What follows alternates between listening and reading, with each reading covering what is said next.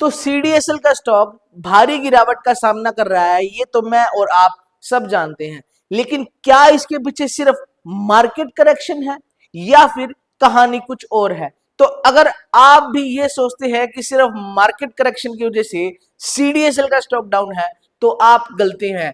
तो बने रहिए मेरे साथ इस वीडियो में, आपको बताऊंगा 4 ऐसे रीजन जिसकी वजह से एक्चुअल में सीडीएसएल का स्टॉक अंडर प्रेशर है। तो सबसे पहला रीजन है खराब क्वार्टरली रिजल्ट।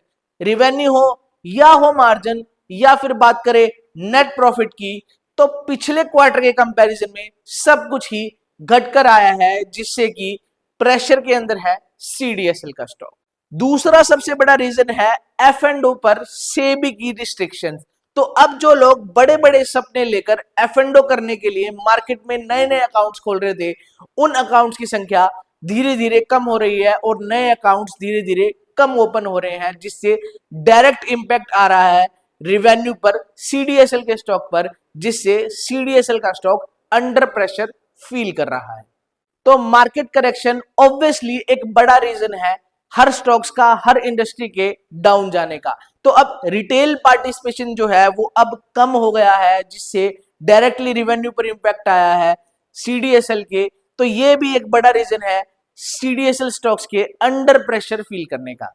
और चौथे रीजन में तो खुद सीडीएसएल ने अपने ही पैर पर कुल्हाड़ी मारी है 20% ट्रांजैक्शन चार्जेस को कम करके, जिससे कि नेट नेट जो मार्जिन्स थे वो कम हो गए और रिटेलर्स को ये लगने लगा कि अब मार्जिन्स कम हो गए हैं तो कंपनी से निकलना ही हमारे लिए बेहतर है। इसलिए भी एक रीजन है सीडीएसएल के स्टॉक का अंडर प्रेशर होने। एक ड्यूपोली स्टॉक होने के बावजूद, इतना स्ट्रॉन्ग प्लेयर होने के बावजूद भी स्टॉक का इतना गिरना बिल्कुल भी नॉर्मल नहीं है।